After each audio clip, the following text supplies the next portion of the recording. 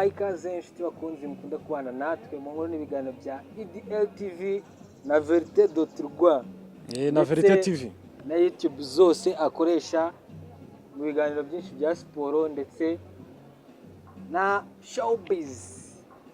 Kuri uyu munsi rero nanone twagarutse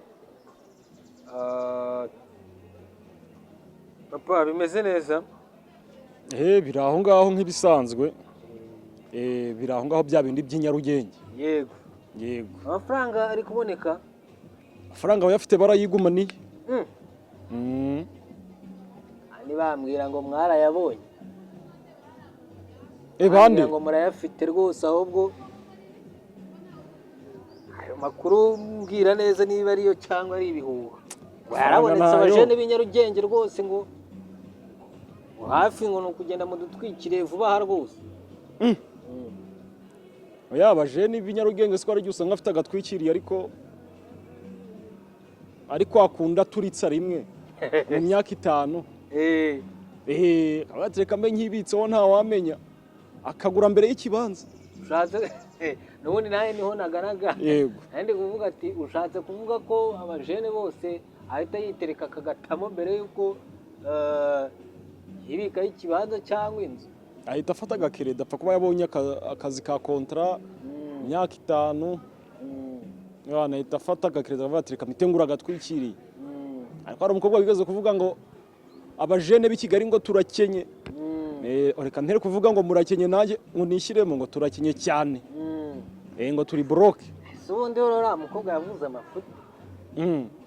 Hari abandi bavuga ko bagenda nta makariso bambaye ari na proud yabyo. Amakariso kandi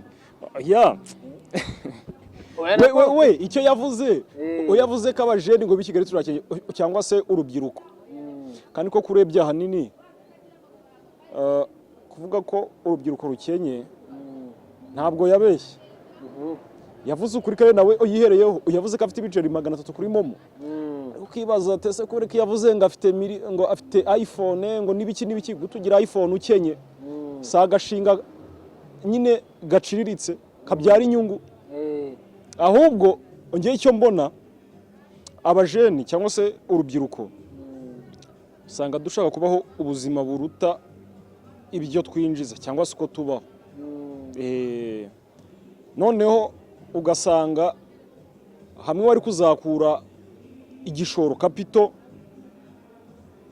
ayo mafaranga wari kuzakuramo igishoro wabayeho muri bwa buzima wumvaga nk'inzozi zawe nk'indoto zawe, bwa buzima wumva ko ushaka kubamo nyine ubuhenze nyine tu.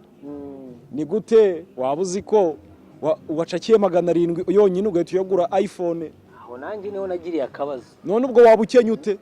Mukobwa ukuntu yahise yimanukira, ariko urebye telefone mfite n'ukuntu nambaye. Hari nabimanukiye kuri Twitter avuga ati se umuntu ukennye asarya. Nanjye nibyo nibajije ngarakenye. Ese numva ngiramo akantu. Ariko by the way nkanjye ndakenye wenda umbivuzeho babyumva. Ariko ramwe n'umukobwa ntabwo akenye. Ariko ndabona uruhu runyirira. Ikigande nyine bavuga ngo ruranyirira. Cyangwa se ngo unyerera kandi urasa neza, ruranyerera. Ubundi ni kimwe n'ikinyarwanda. Uranyirira kabisa. Aho ngo utangiye kuganira nabo ubwo ni nkaho utangiye kunsesereza. None se hari umuntu wakwitegereza akavuga ati se buriya uriya muntu nawe yaba yisiga ubuto nk'ubwo nisiga iyo byakomeye. Ubuto kandi uvuga ati rero nanga bikunda. Yego. Iyo bivuye kuri urwo rwego rw'umuntu kurebera muri iyo sura atajyaho na wundi wisiga movi. Agasubura uriya muntu se kuriya ni movi. By the way nanjye nisiga moviti. Iyo nabonye igicupa kinini cya 2 mpita nshima Uwiteka ati Imana wakoze umutuvuta two kwisiga.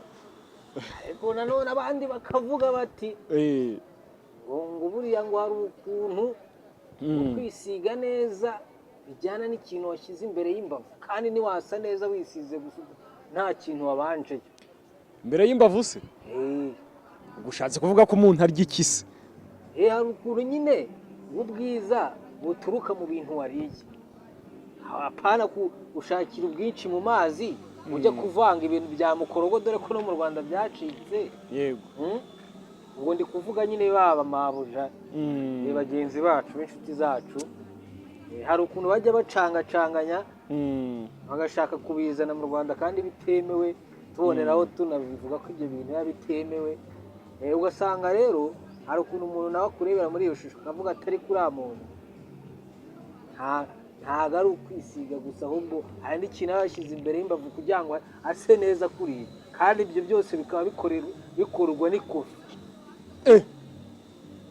wese aho ngaho ariko da nibyo ariko buriya nibyo uzarebe nk'abana bo mu bakire bari kuvuka ubu ngubu bari kuvukira ahantu heza leta ngo mu gikoma cyavo nyine usanga ntabwo abayisiga amavuta bisiga amavuta asanzwe noneho hariho nk'abantu usanga batisiga amavuta mu maso abana batoya rero ugasanga umwana ameze neza yasa neza kabisa kandi atisiga ayo mavuta ariko nkatwe tuba twarakuriye muri bwa buzima bubi bushaririye bwa buzima bwo kwirukanka imihanda biragoye ko twasa neza biragoye nubwo twahereye aho ngaho rero ariko twagarutse imihanda ngo yatokombeye hari ukuntu umupasiteri yagize gutya ngo abakubise ingarishya murose nka ya yindi bavugaga ya Mose ariko atari yangashya nyine we amanuye imiriro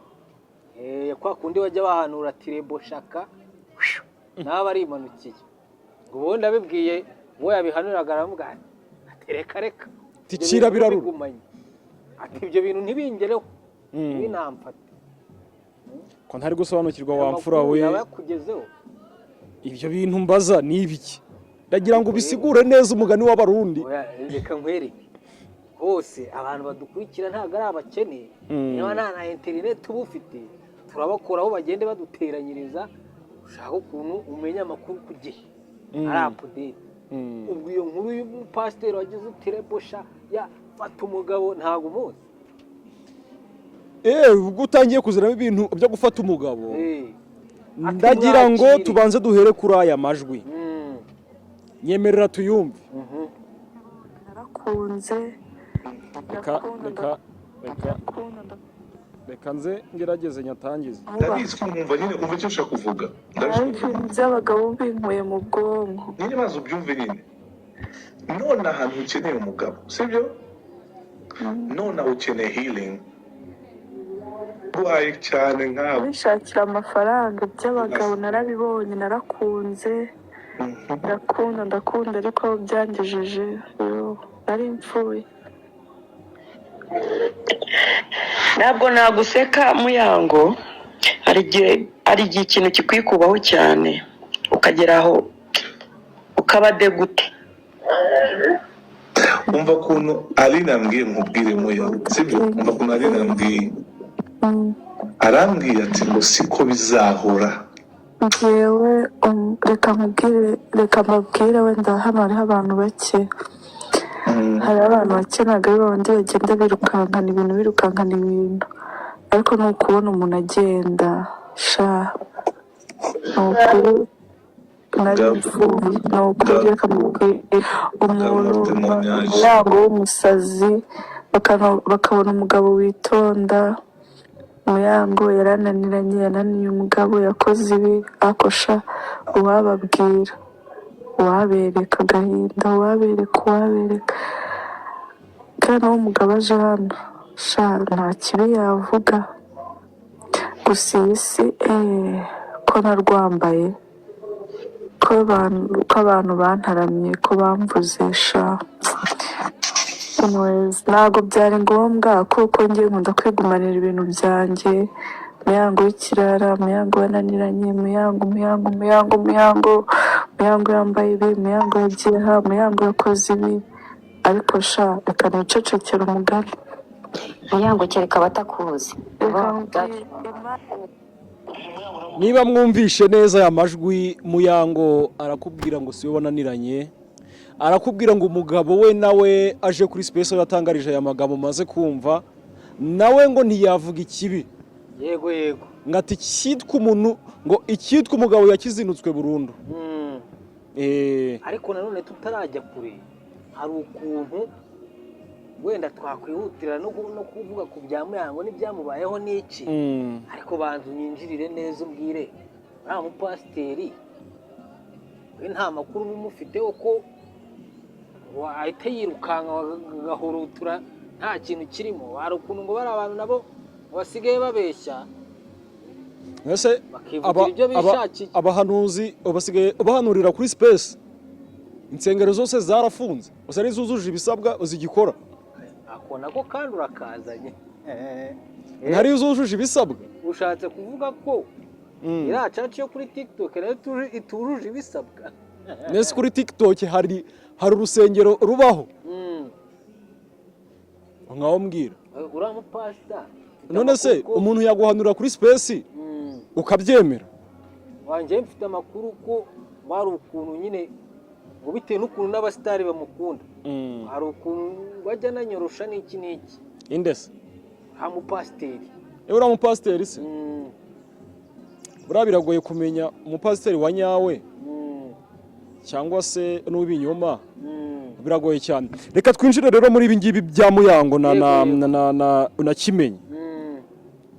Ubundi ushobora kwibaza ngo aba bantu bajya gushyingiranwa bwa mbere byari byagenze bite? Yego. Mbere yuko bagira ubukwe Kimenyi Yves yari yaravunitse mu mukino wabahuje na Musanze ndetse na Kiyovu Sport. Ndabyibuka gongana na Gasongo, ndabyibuka cyane. Nyuma byaje kwicuma tariki muri Mutarama 2024 nibwo basezeranye.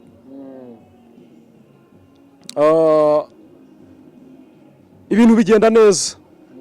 Umuhango gusaba no gukora wabereye mu karere ka Gasabo hariya mu murenge wa Gisozi. Yego.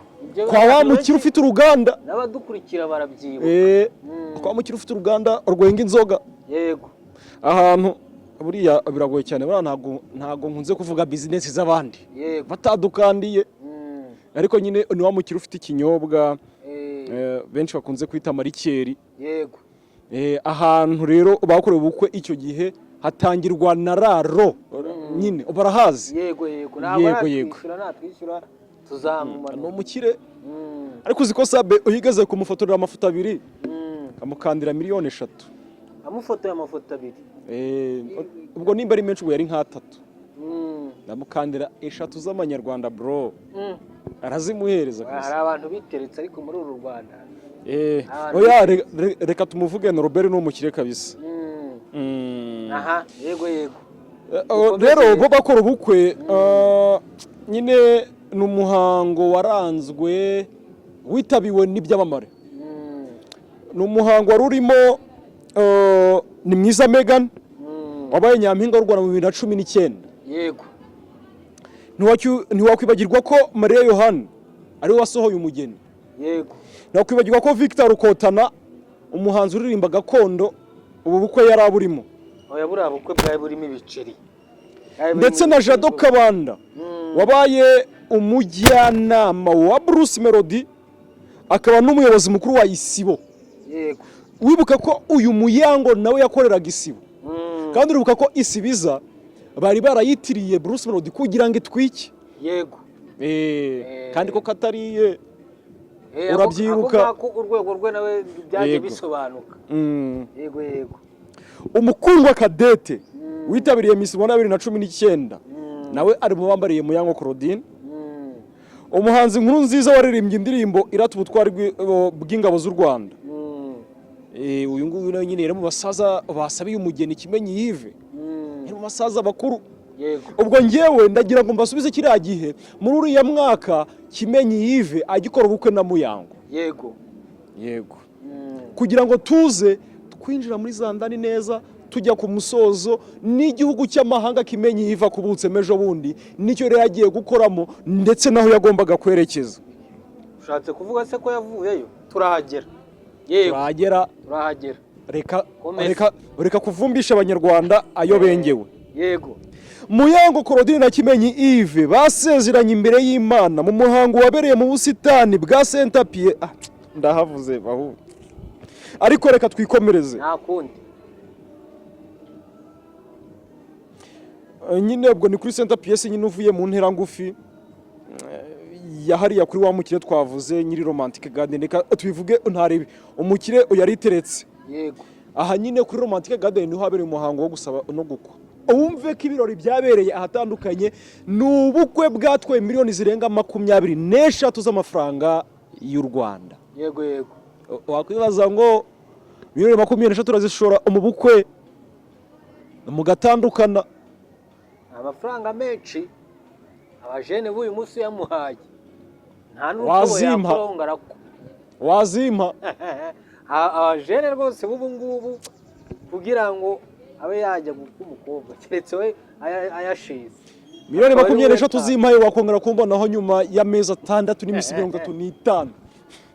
Yego yego. Oya, nyuma y'amezi 3 n'iminsi 25, ngo mvuze iminsi 35 ubwo kwaba rukundi kwezi kurenzeho indi minsi. Ushaka naye gushyiramo ibice nka bya bindi bya Jay Squeezer. Ngo ni saa 5 n'iminota 35 n'amatsiyeri se n'amaki. Yego yego.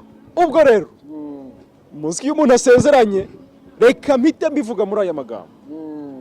Kimenyi Yves yasezeranyije Muyango kuzamukunda iteka ryose, naho Muyango Claudine amusezeranya kumubera umugore umwubaha,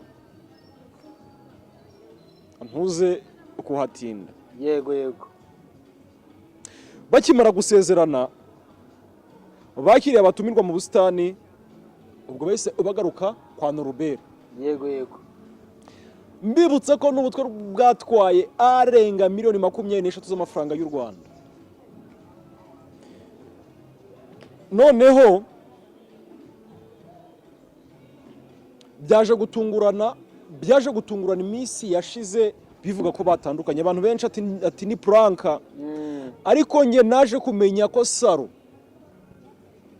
Kimenyi Yves yari afite, yego, yayigurishije uwitwa Rujugiro usanzwe umufana wa Perevusa. Amakuru abantu se bari bayazi.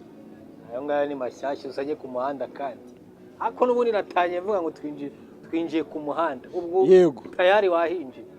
Wahatwinjije. Nkubwira ko kuri DRTV ndetse na Verite TV abantu ugomba kuba wakura amakuru nk'aya ngaya. Yohana kabisa. Kimenyi Yves ibintu byatangiye kwanga maze kugira imvune, urabiza abakinyi baho ubuzima ubwiraha. Nibwo yahise agurisha iyo Saro, si ngombwa ko mvuga amafaranga uyayigurishije Rujugiro. Ndayazi. Yego. Si ngombwa. Rujugiro arayigura. Kimenyi Yves bamuha amafaranga, ayo mafaranga nta kindi kintu kinini uyamumariye. Uretse ko na Rujugiro nawe yageze nyuma yigurisha bamwe mu bakinyi b'Abanyarwanda ariko bavukiye hanze y'u Rwanda. Yego. Si ngombwa ko mbavuga. Ariko umwe yabaye rutahizamu w'u Rwanda. Yego. Yabaye rutahizamu w'ikipe y'u Rwanda Amavubi. Aza gusohokamo bigendanye nuko atumvikanaga n'umutozo watozaga Amavubi icyo gihe witwa Frank Trosten Spitler. Ubwo se Abanyarwanda ntibagiye bamumenya. Ushatse kuvuga ko se yaciyeyo arimo atunganya za ndumva yari afite dread. Ariko si ubwo si Abanyarwanda nabo bari gutekereza. Abafite dread ni benshi.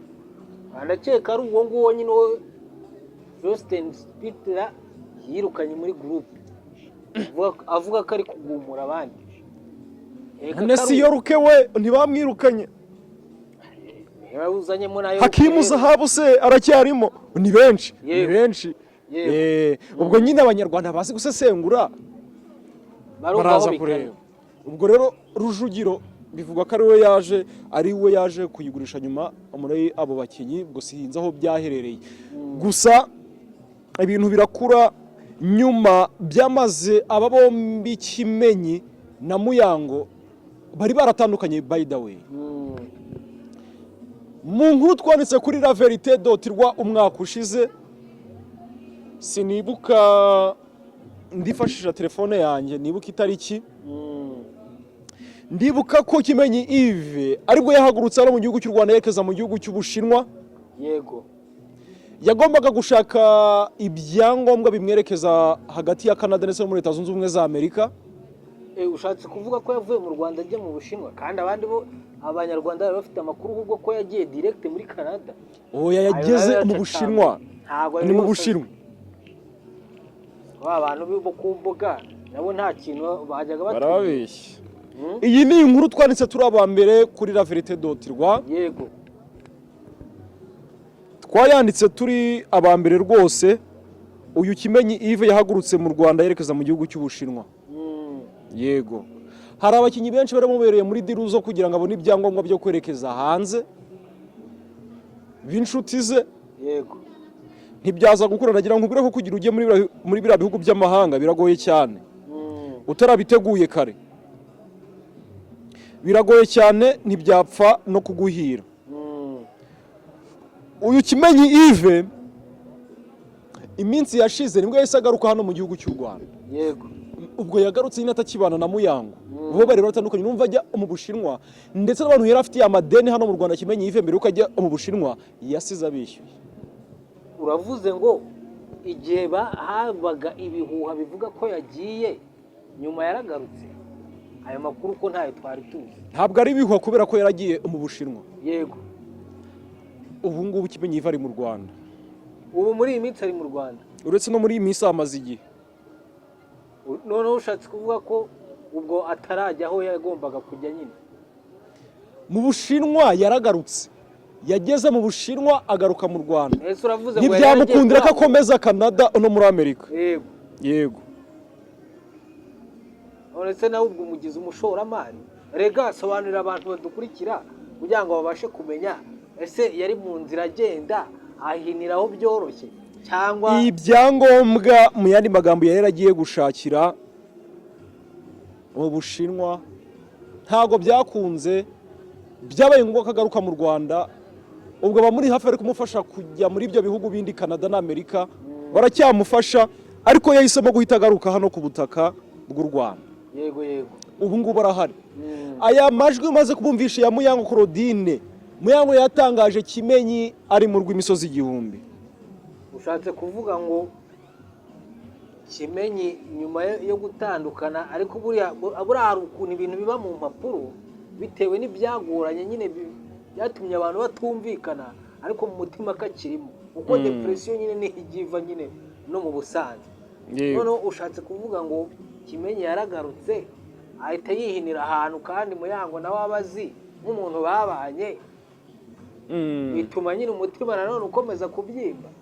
Oya Muyango, ikintu gituma umutima we, dore ndagusomera inkuru twanditse kuri laverite.rwa. yego tariki ya 18 z'ukwezi kwa 11 umwaka wa 2025. tunashishikariza abantu bose baba bakeneye amakuru ya nyayo yizewe kujya kuri laverite.rwa. Ni inkuru itari ndende, ni inkuru ngufiya. yego Umwanditsi wacu yagize ati Kimenyi Yves wabaye umunyezamu wa APR Football Club, Rayon Sport, Kiyovu Sport na AS Kigali yamaze kwerekeza mu gihugu cy'Ubushinwa. Ariko ni inkuru umwanditsi wacu yahaye umutwe ugira uti Kimenyi Yves yahunze urushako, ngo yahungiye urushako mu Bushinwa. Umwanditsi yakomeje agira ati kuwa gatanu w'icyumweru gishize, ubwo ni kuwa gatanu wari wabanjije tariki ya 18, yego nibwo Kimenyi Yves yahagurutse ku kibuga cy'indege cya Kigali i Kanombe yerekeza mu Bushinwa. Kuri uyu wa kabiri, hari kuwa kabiri tariki ya 18 Ugushyingo 2025, laverite.rwa twakiye amakuru ava mu bantu ba hafi ba Kimenyi Yves ko nubwo yerekeje mu Bushinwa atazahatinda, kuko hari ibyangombwa azahafatira, mu gihe yabibona akazahita yerekeza muri Leta Zunze Ubumwe za Amerika, akaba ari naho azakomereza imirimo itandukanye n'iy'umupira w'amaguru. Uratindamo hano ngo mu gihe yabona ibyangombwa, mu gihe ngo yabibona ibyangombwa uyashakaga. yego Kimenyi Yves yerekeje mu Bushinwa nyuma y'igihe kitari gito atabana n'umugore we Muyango. Uku gutandukana kw'aba bombi bikaba byatumye benshi bibaza niba Kimenyi Yves yaba yahunze urushako agahitamo kwigendera. Ku wa 4 Mutarama 2024 nibwo Kimenyi Yves na Muyango Claudine witabira irushanwa rya Miss Rwanda basezeranye imbere y'amategeko. Ku wa gatandatu tariki ya 6 Mutarama 2024 nibwo Kimenyi Yves yasabye ndetse akanakwa Muyango umuhango wabereye kuri Romantic Garden mu gihe basezeraniye imbere y'Imana mu busitani bwa St Pius ku Gisozi. Kimenyi Yves na Muyango bafitanye umwana umwe w'umuhungu. Bamwe mu bantu ba hafi ba Kimenyi Yves nyine icyo gihe iyo mwaganiraga bakubwiraga ko Kimenyi Yves yagiye hanze afite gahunda ndetse ko n'abantu yari afitiye amadeni yasize amaze kubishyura. Yego rero njyewe mu kwezi kwa 11 Kimenyi Yves nibwo yerekeje mu gihugu cy'Ubushinwa. Mu kwezi kwa 11 ubwo inkuru twayikoze kuwa kabiri kuramo kuwa mbere ku cyumweru no kuwa gatandatu. Ubwo ni ukuvuga ko yerekeje mu gihugu cy'Ubushinwa tariki ya 15 z'ukwezi kwa 11 2025. Ho yaragiye gushakira ibyangombwa. Ibyangombwa ntibyakunze yahise agaruka hano ku butaka bw'u Rwanda. Utarajya kure rero njyewe nshaka n'abantu badukurikiye udusesengurira iki kintu nta n'undi urakivugaho.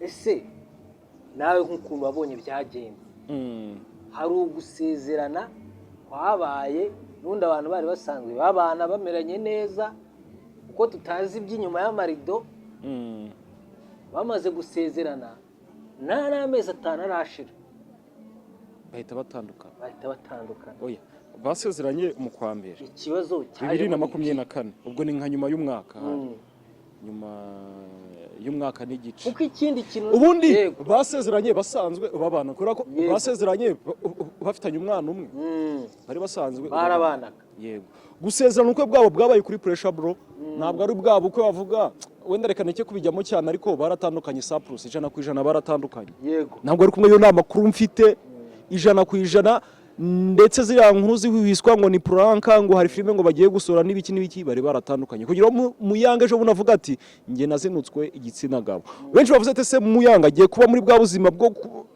Imana babarire Brian se oyigeze ashaka ese agiye kuba muri bwa buzima nyine wenda reka mbivuga uko uvuga ati se Muyanga agiye kuba ubuzima bw'uburaya sinjye bivuze undiho undakotinga nyine ibitekerezo by'abantu biba biri hano ku mbuga nkoranyambaga.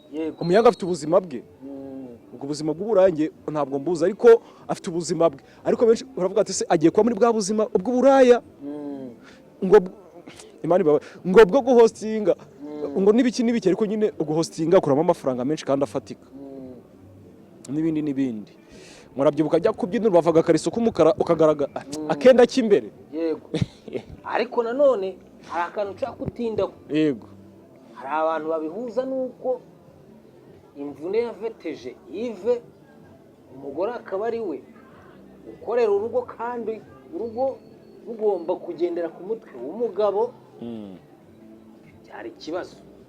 None se uragira ngo umuntu wese uzajya ushaka umugabo we najya akena ajya bivamo bajye badivorce buriya mani urugo abantu babiri umugore n'umugabo haba harimo ibintu byinshi.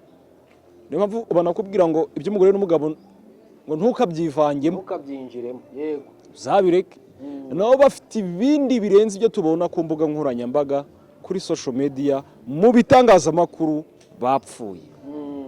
Yego ariko abenshi bashyira mu majwi uko ngo yuko Kimenyi Yves yari amaze gukena Muyango ari usigaye wishyura inzu mu gihe Kimenyi Yves ari we wishyuraga inzu ndetse yarageze abyira nyiri byondo ati ntuzongere kubaza amafaranga y'inzu umugabo wanjye ujye uyambaza nyaguhe. Kuva icyo gihe ngo Muyango atangira gusuzugura Kimenyi Yves. Dusoza yego ubwo uravuze ngo umugabo byari byanze ako kariyeri ya football nubwo iryo ariko ntabwo byari byanze ku buryo yabura amafaranga atunga umuryango bro. Yego ahubwo rukari bwa buzima by'umuntu aba nyine twanatangiriyeho urubyiruko n'iki n'ikabantu tuba dushaka kuba muri bwa buzima buri ubwo kubeshya nyine tu nk'ubu ngubu umuntu akubonye uri nyuma ya kamera wenda unuzi imbere hano bazakubona. Yego umuntu ahita avuga ko ugenda mu gatwikiriye kandi ntako ufite baracyatega akamoto muntu nanjye nako batumva nkuvuga ayo kugatega biba byagora. By the way dusoza rero ibyo ngibyo agira ngo dusoreze ahangaha abantu badukurikira babwire bongera ubibutsa nyine ahantu bazajya bakura inkuru zanditse ndetse kuri YouTube ho bamaje kubyumva ko ari kuri Verite ndetse na IDL TV. Inkuru zanditse bahita baza kuri Verite.rwa ziba zihari. Yego zinatandukanye wenda biri different ibyo tuba twavugiye hano kuri YouTube kubera ko kuri YouTube biragoye ko nk'inkuru uba wanditse ku munsi ntabwo wazaprodinga kuri YouTube. Rero uriya website ziracyafite ikintu cyo kugira amakuru y'umwimerere. Rero abantu baze badukurikire barebe uko bimeze. Nibyo ngibyo. Imbuga nkoranyambaga ni laverite.rwa hose, social media zose. Astra Vista. Sawa sawa.